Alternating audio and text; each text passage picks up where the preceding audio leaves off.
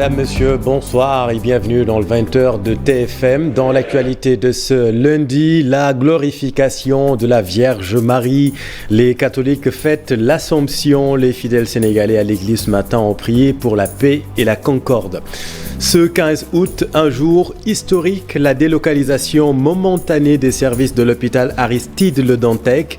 L'établissement a été vidé de ses occupants. 3 services, dont la néphrologie, restent encore fonctionnels. On vous explique pourquoi dans un instant. Déménagement des services de l'hôpital Le Dantec. Tous les services d'accueil ne seront pas opérationnels dans la foulée. L'unité de dialyse sera installée au hangar des pèlerins de Yoff, mais les travaux, vous allez le voir, seront terminés la semaine prochaine. Reportage à suivre. Et puis Macky Sall, dans ses habits de médiateur, le chef de l'État, président en exercice de l'UA, s'est rendu au Mali pour rencontrer le colonel Assimi Goïta. Au menu des échanges, la transition malienne, mais aussi et surtout le sort des soldats ivoiriens détenus à Bamako. Voilà pour les titres et tout de suite le développement.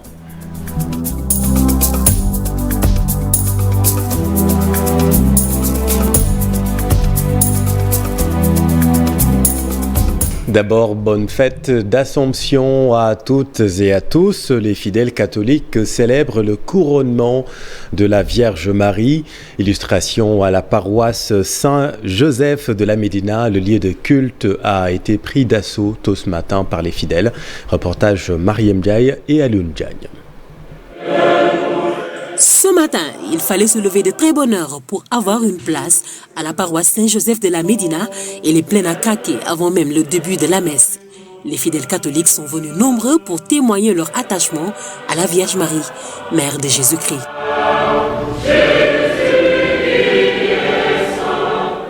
C'est beaucoup d'émotions, surtout vous avez assisté à la messe avec la danse du prêtre, ce qui montre énormément le respect qu'on a pour la Vierge Marie, les sentiments de reconnaissance par rapport à cette mère bienveillante qui a voulu donner son fils Jésus pour nous sauver. Et donc une mère aimante. Notre mère du ciel, à Maman Marie, élevée, sans tache, immaculée, vraiment. L'Assomption, une journée ratifiée en 1950 par le pape Pie XII. L'Assomption, c'est le mystère de ce que Dieu a fait à travers une femme. Une jeune fille d'abord, une femme, qui s'appelle Marie. Jusqu'à ce que cela soit en quelque sorte ratifié par le pape Pie XII en 1950, en le déclarant officiellement que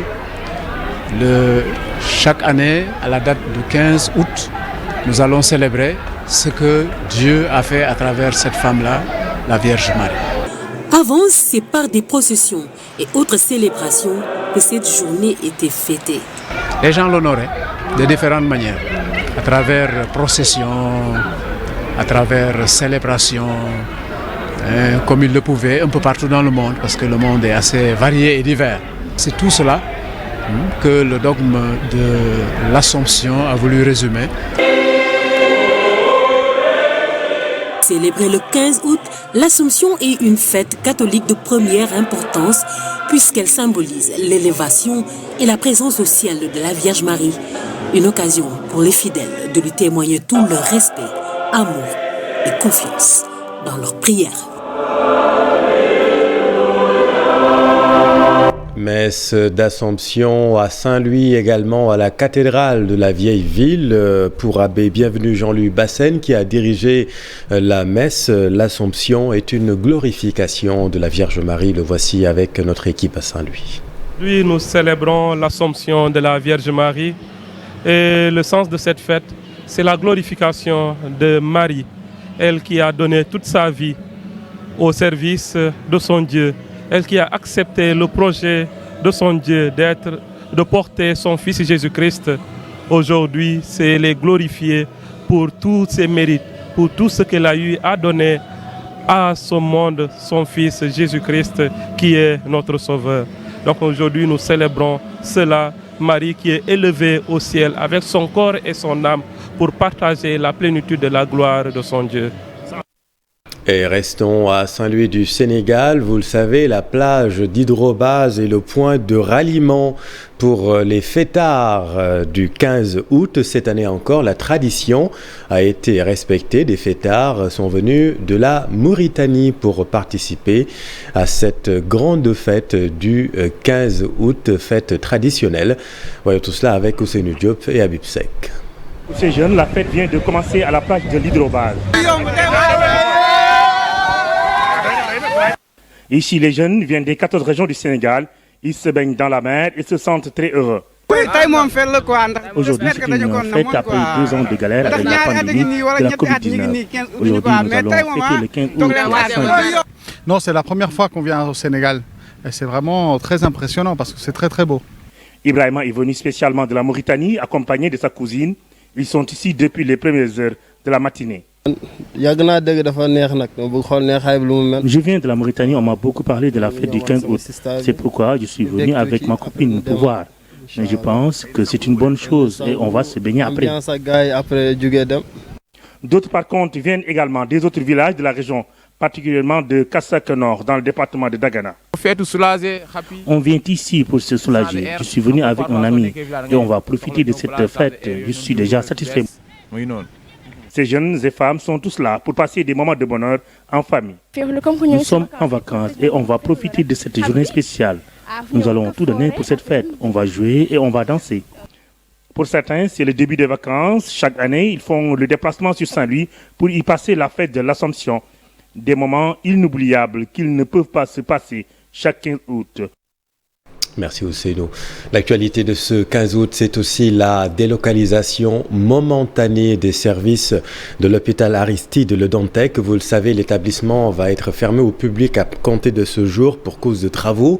Néanmoins, quelques services resteront encore fonctionnels, notamment ceux de la néphrologie et de l'oncologie pédiatrique. Les soins vont continuer dans ces services jusqu'à ce que les sites d'accueil soient opérationnels, ce qui n'est pas encore le cas pour tous les sites. On voit tout cela avec Alassane Ba et Diafaraba. Ici, c'est silence, on délocalise. D'habitude, ces chaises vides sont occupées par des patients, mais aujourd'hui, le décor est tout autre. Seuls 3 services sont encore fonctionnels. Le directeur de l'hôpital supervise la libération progressive des différents services. Actuellement, nous avons quelques services qui fonctionnent. Il s'agit notamment du service de néphrologie avec les 2 centres d'hémodialyse pour les malades dialysés. Il en est de même que pour l'oncologie pédiatrique qui continue à fonctionner en attendant l'évacuation des malades au niveau de l'hôpital d'Al Djam. Il y a aussi le service de cancérologie adulte avec la radiothérapie et la chimiothérapie qui continuent à fonctionner, mais c'est des malades qui sont pris en charge en ambulatoire. Pour le moment, le plan de déménagement suit son cours. Tous les patients vont continuer à suivre leur traitement et pour le personnel, il n'y a rien à craindre, rassure Dr Babacar Tchando. Il n'y a pas lieu de stresser, ni pour les malades, ni pour le personnel médical, paramédical et administratif. Donc chaque service délocalisé ira en partie avec son personnel. Et le reste des agents seront réaffectés dans les différentes structures du pays. Nous avons prévu de délocaliser la cancérologie au niveau de l'hôpital d'Al Djam. Il est prévu la construction d'un hôpital de niveau 4 qui va répondre aux normes internationales. Un hôpital très performant, en tout cas, qui va nous permettre d'évacuer nos malades vers l'étranger parce que les pays qui reçoivent souvent nos compatriotes, leurs médecins sont formés ici au niveau de Dakar. Tout ce qu'il nous reste à faire, c'est de renforcer le plateau technique et ce projet nous permettra de le faire. Aucune date précise sur la libération définitive de tous les services. La durée des travaux de l'hôpital est prévue pour 18 mois. Le service néphrologie sera délocalisé au hangar des pèlerins de Yoff. Le site devrait être opérationnel la semaine prochaine pour accueillir l'unité de dialyse de l'hôpital de Dantec. Mais les travaux, vous le voyez, ne sont pas encore terminés. Les ouvriers donnent rendez-vous le 24 prochain. Reportage Cher Diop et Pape Sangonimbaye. Des plombiers, des peintres et des électriciens. Ces ouvriers sont à pied d'œuvre pour terminer à temps les travaux. Ce site doit abriter le centre d'hémodialyse de l'hôpital Aristide Le Dantec. Nous sommes au hangar des pèlerins de Yoff. Depuis 3 jours, 4 jours, nous avons démarré les travaux d'aménagement. Les travaux, vous l'avez vu, l'élément principal qui est l'unité de traitement d'eau est presque fini. Ils sont en train également de terminer les boucles qui doivent alimenter les générateurs de dialyse. Et le reste des corps d'État, vous avez vu la préparation pour la peinture, le revêtement au sol, tout cela est en cours. Donc nous avons pris toutes les dispositions en tout cas pour le respect de ces délais. Et le plus important pour nous également, l'instruction que nous avons reçue, c'est faire de ce hangar un centre de référence. L'hôpital Aristide Le Dantec a fermé ses portes ce 15 août. N'empêche, l'unité d'hémodialyse est toujours opérationnelle. Exactement, c'est l'instruction de Madame le ministre de la Santé et de l'Action sociale. Il nous a instruit que ce soit le cancer, que ce soit la dialyse, qu'il n'y ait pas d'interruption. Le traitement va se poursuivre jusqu'à ce que les sites d'accueil soient prêts pour accueillir ces malades-là. Donc pour rassurer les malades, le traitement va continuer au niveau de Dantec jusqu'à l'achèvement des travaux du site de hangar. Les travaux ont commencé depuis quelques jours. Le secrétaire général de l'Association sénégalaise des hémodialysés et insuffisants rénaux se dit rassuré par l'avancement des travaux. On était un peu sceptique par rapport à cette délocalisation, par rapport au transfert des patients et par rapport aussi à leur prise en charge. Mais laissez-moi vous dire qu'aujourd'hui, l'espoir renaît en nous. Parce que ce que nous avons vu ici, comme on a l'habitude de le dire, c'est du jamais vu. On n'avait pas ça à Le Dantec. La fin des travaux est fixée au 24 août. S'en suivra le transfert des patients. Le hangar compte 20 box pour une meilleure prise en charge des hémodialysés. SOS consommateurs craignait un déménagement brut de décoffrage, mais Maître Massornekan se dit rassuré. SOS consommateurs en revanche s'interroge sur la pertinence de cette mesure. D'ailleurs, le processus devrait être attaqué devant les juridictions, selon Maître Massornekan que voici avec Alassane Ba. J'ai pu voir déjà les services que j'ai eu à visiter. On peut dire que ce que j'ai vu est rassurant. Ça nous rassure sur la brutalité du transfert que nous avions appréhendé, que nous craignions. Quoi que ce qu'on nous a dit aujourd'hui nous rassure sur ce point et c'est important. Maintenant le reste, on va voir au fur et à mesure de l'évolution de cette affaire. Pour le moment, il n'y a aucune décision qui nous a été donnée, ni en provenance de l'État, du gouvernement, notamment du ministre, ni du conseil d'administration. Je suis avec un membre du conseil d'administration. Le conseil n'a pas décidé du transfert de cet hôpital. Il n'y a pas une décision du ministre parce que nous cherchons à avoir une décision attaquable.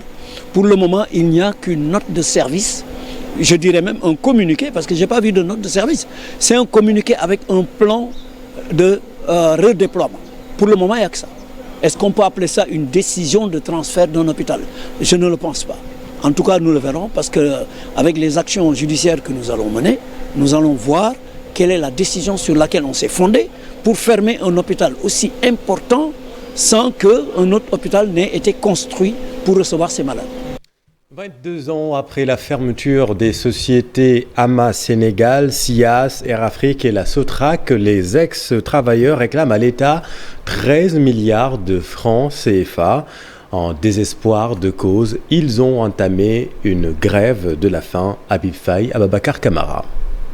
Le signe du désespoir sur les visages, tristes et fatigués, ils s'endorment à cause de la grève de la faim entamée depuis 23 jours. 22 ans déjà, les ex-travailleurs de Hamas Sénégal, SIAS, Air Afrique et Sotrac courent toujours derrière 13 milliards de francs CFA. On l'a fait parce qu'on n'a pas le choix. Mais là où nous sommes, la grève de la faim est incompatible à notre âge. Et vraiment, nous avons servi ce pays-là. Nous avons servi ce pays-là.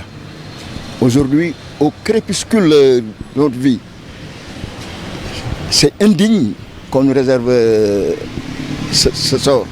Nos familles sont disloquées. Nos enfants ne vont plus à l'école. Donc, en entamant cette grève de la faim, c'est parce qu'on a épuisé tous les recours qu'on a opté pour ça. Et depuis le début de la grève, ils n'ont reçu ni appel ni visite d'une autorité. N'empêche, ces ex-travailleurs ne comptent pas abdiquer. On ne sortira pas de la mosquée sans satisfaction.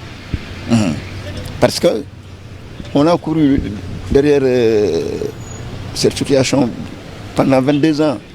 C'est trop. Et notre seul interlocuteur, c'est le président de la République. Même avec la faim dans le ventre, ces grévistes appellent l'État à respecter sa promesse. Au chef de l'État, un appel d'espoir. Parce que c'est l'espoir qui meurt en dernier lieu. On dit qu'il est inutile de dire à un homme qui meurt de soif dans le désert que ce qu'il voit là-bas, ce n'est pas de l'eau, c'est des mirages. Rien ne l'empêchera de courir parce que c'est l'espoir qui meurt en dernier lieu. Beaucoup de victimes. Vraiment, je voudrais succinctement dire au président de la République de nous aider. Il est le seul capable de régler le problème. Nous sommes prêts à y laisser notre vie, mourir dans l'honneur que de vivre dans le déshonneur. Ces pères de famille se disent déçus du comportement des autorités. 2 décennies déjà, leur sort n'est pas scellé. Recevoir leur dû ou périr, leur option finale, affirme-t-il. La Sénélec traverserait une situation financière difficile à cause des créances clients importantes, annonce faite par le secrétaire général du syndicat unique et démocratique des syndicats de l'énergie. Selon lui, l'AIBD à lui seul doit 5 milliards de francs CFA à la Sénélec à l'occasion du Conseil syndical national.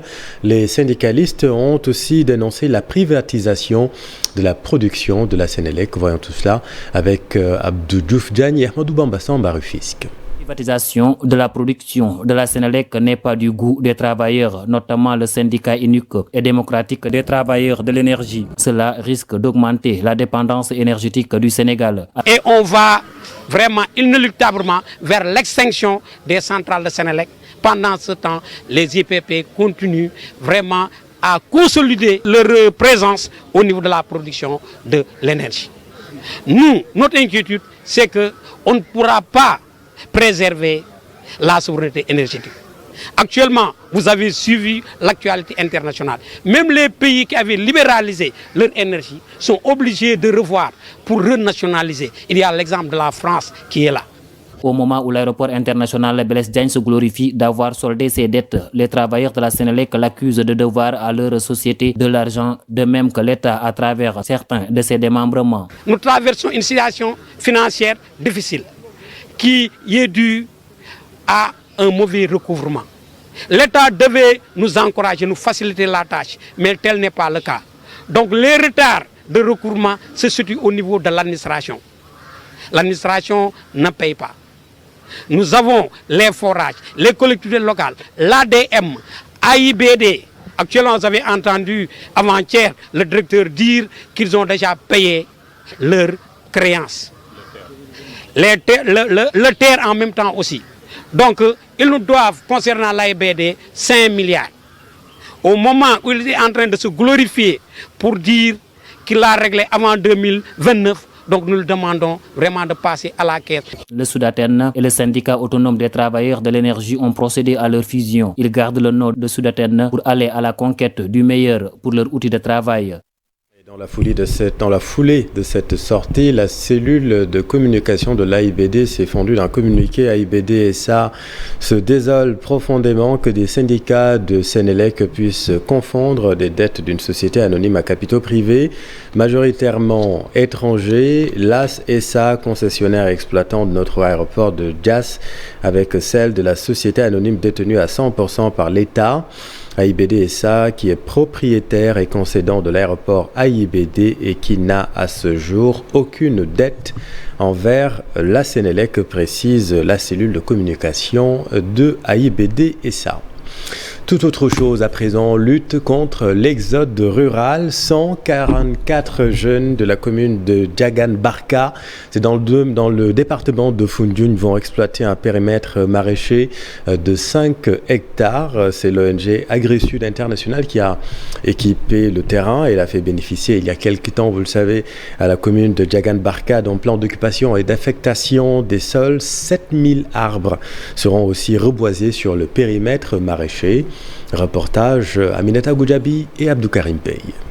L'échelle a été aménagée précisément dans le village de Ndofandari, 5 hectares sur lesquels plus de 140 jeunes pourront travailler. Ce périmètre de 5 hectares abrite 2 mini-forages. Ce périmètre de 5 hectares va abriter 72 parcelles. Si on prend les 72 parcelles fois 2 producteurs, ça nous fait 144 personnes. Ce qui fait que cela répond au PSE vert. Nous n'allons pas uniquement nous limiter à ce périmètre maraîcher. Nous allons encore accompagner la commune de Diagane-Barka pour l'opérationnaliser le PAS avec la mise en place des mises en défense, mais aussi la matérialisation des zones de parcours du bétail. Cela donnera davantage un développement communautaire durable et que les populations puissent éviter les conflits entre éleveurs et agriculteurs. Le projet intervient dans le cadre d'un plan interdépartemental d'agriculture durable des régions de Fatick et de Diourbel. Selon le maire de Diagane-Barka, ce périmètre maraîcher va permettre de réduire l'exode rural. Cet investissement va non seulement contribuer à la préservation de notre environnement, mais il va concomitamment générer de l'emploi pour lutter contre le chômage des jeunes et des femmes, ce qui constituera un frein à l'exode rural. Le secteur de l'élevage est aussi pris en compte dans ce projet. Des dispositifs seront mis en place dans la commune de Diagane-Barka pour mieux encadrer les jeunes et les femmes. Dans ce village, nous avons mis en place ce qu'on appelle une trousse vétérinaire, que ce soit au niveau de Ndofandari, que ce soit au niveau de Kër-Ali, qui permet aujourd'hui d'avoir un dispositif de procédure d'accès aux produits vétérinaires. Et chaque année, nous organisons une campagne de vaccination pour permettre aux éleveurs de lutter contre les maladies telles que la passerolose des petits ruminants. Nous allons aussi former des relais communautaires pour permettre d'accompagner ce dispositif. L'ONG AgriSud International prévoit également de récupérer les forêts détruites de la commune de Diagane-Barka et déjà 7000 arbres ont été plantés. Retour à Dakar, renouvellement du bureau des délégués au marché Koloban. Le délégué fustige la sortie de l'équipe dirigée par Ali Kam. Bassirou Amar assure que le bureau sera renouvelé. Le voici avec Mamadou Fall. D'ailleurs, le maire a lancé le processus depuis le 8 et nous sommes prêts. Seulement, il doit recenser les cantines, en même temps sensibiliser les personnes ou les commerçants concernés. De ce fait, nous sommes prêts. Personne ne peut nous empêcher d'aller aux élections, mais par vote. Personne ne peut nous manipuler. Ces soi-disant groupes de banquiers-là ne peuvent pas nous manipuler et nous ne les laissons même pas perturber ou détruire le marché. Nous sommes prêts pour eux, dent pour dent, eux pour eux. S'ils veulent la paix, il n'y a pas de problème. S'ils veulent le contraire, nous sommes prêts. Je vous le disais en titre, la visite du président Macky Sall au Mali, au menu des discussions, la transition malienne, mais aussi et surtout le sort des soldats ivoiriens détenus à Bamako. Le président en exercice de l'UA va aussi se rendre au Tchad et au Gabon. Explication Ibrahima Kane. Et à Bamako, Macky Sall, le président en exercice de l'Union africaine, est chaleureusement accueilli par le colonel Assimi Goïta, les membres du gouvernement ainsi que le corps diplomatique. Une première pour le président sénégalais depuis le renversement du colonel Ibrahim Boubacar Keïta en août 2020. Une visite de travail et d'amitié qui intervient dans un contexte marqué par l'inculpation et le déferment vendredi à la prison de 49 soldats ivoiriens arrêtés à l'aéroport de Bamako le 10 juillet dernier. Des soldats reconnus coupables d'une tentative de déstabilisation du pays. Un dossier brûlant, source de tension entre Bamako et Abidjan, dont le président en exercice de l'UA devrait examiner avec le colonel Goïta, mais également l'avenir de la mission des Nations Unies pour le maintien de la paix au Mali. Cette visite, selon la présidence malienne, est également destinée à discuter avec les autorités maliennes de la période de transition. Après Bamako, Macky Sall se rendra à N'Djamena où il doit rencontrer le président de la transition, le général Mohamed Déby, dont le pays a signé il y a quelques jours un accord avec les groupes armés au Qatar. Il bouclera sa tournée au Gabon où il doit assister aux festivités marquant le 62e anniversaire de l'indépendance du Gabon. Oui, vraiment, en marge de cette visite de travail et d'amitié au Mali, le chef de l'État, Macky Sall, s'est rendu au domicile de l'ancien président malien Ibrahim Boubacar Keïta, IBK, pour présenter ses condoléances à Madame Keïta Aminata Maïga, ex-première dame.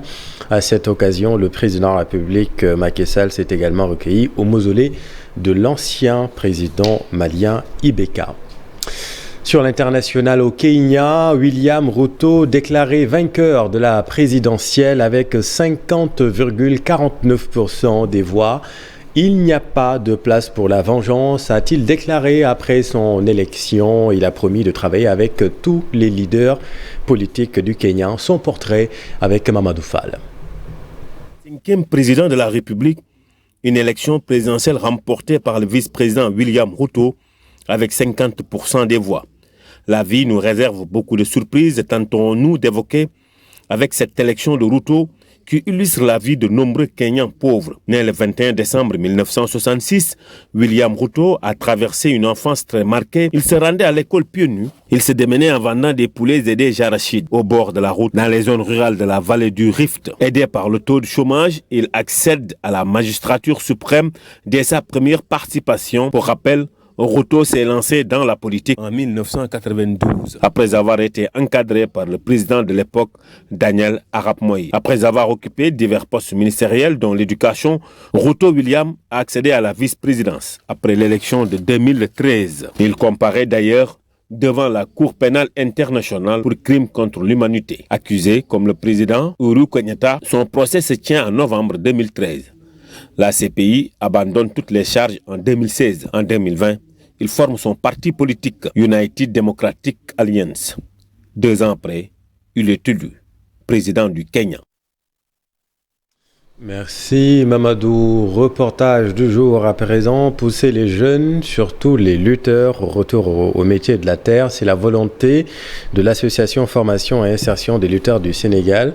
L'association a choisi 30 lutteurs pour une formation en horticulture et élevage du 15 au 25 août prochain. Le lancement des activités a été donné ce lundi à la mairie de la Padoue. Mambiram Diouf, Amadouba.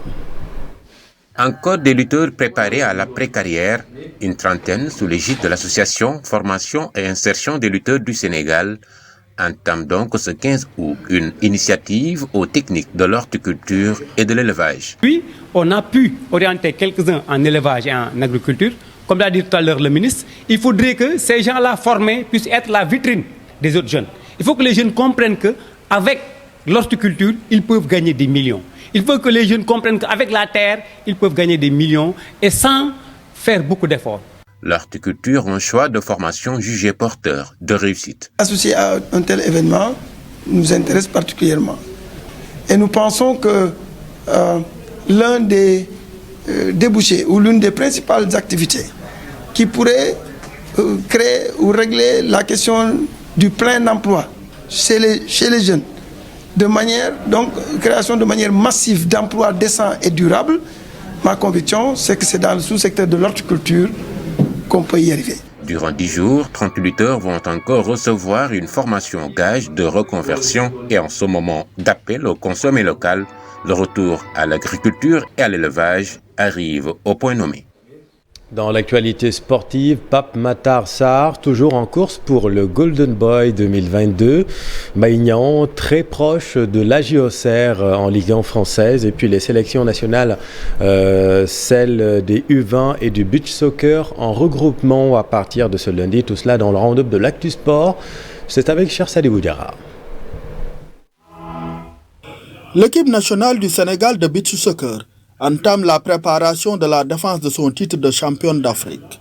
Le sélectionneur Mamadou Diallo a convoqué 16 joueurs pour un regroupement en régime internat à partir de ce 15 jusqu'au 21 août prochain. Le premier d'une longue série de regroupements en perspective de la CAN de beach soccer Mozambique 2022 du 21 au 30 octobre prochain. Une autre sélection est aussi entrée en regroupement ce lundi. C'est celle des U20 qui préparent le tournoi IFOA A de la catégorie du 28 au 10 septembre prochain à Nouakchott, en Mauritanie. 28 joueurs sont convoqués au centre de développement technique Jules-François Bertrand Bokandé à Toubab Dialaw du 15 au 20 août. L'équipe nationale U20 du Sénégal est logée dans la poule B du tournoi de Nouakchott où les finalistes seront qualifiés à la CAN U20 Égypte 2023. En attendant, le milieu international sénégalais de Tottenham, Pape Matar Sarr, meilleur jeune joueur africain de l'année, est parmi les 60 nommés pour le Golden Boy Award 2022. Pour cette distinction dédiée aux joueurs de moins de 21 ans par le quotidien italien Tuttosport, le tenant du titre Pedri, le milieu de terrain espagnol du FC Barcelone, repart favori en grande concurrence avec Musiala du Bayern Munich et Gavi du FC Barcelone. Les 20 finalistes vont être connus le 15 octobre prochain. Mbaye Niang, l'attaquant international sénégalais, laissé libre par les Girondins de Bordeaux, relégué en Ligue 2, est proche de trouver un nouveau club. Selon RMC, l'avant-centre de 27 ans va sauf retournement de situation paraffer un contrat ce mardi avec l'AG Auxerre, promis cette saison en Ligue 1 française. De son côté, Lys Mousset, un attaquant franco-sénégalais de 26 ans, a lui déjà trouvé son nouveau club. L'ancien pensionnaire de Sheffield United en Angleterre, en fin de contrat, rejoint Bochum en Bundesliga en Allemagne. Il a signé un bail de 2 années. Merci cher, c'est la fin de cette édition. Merci infiniment de l'avoir suivi. L'info continue dans un instant avec Binta Diallo et son invité ce soir, le docteur Aïdara, pour parler des questions internationales. Restez avec nous, vous êtes au bon endroit. Bonne soirée.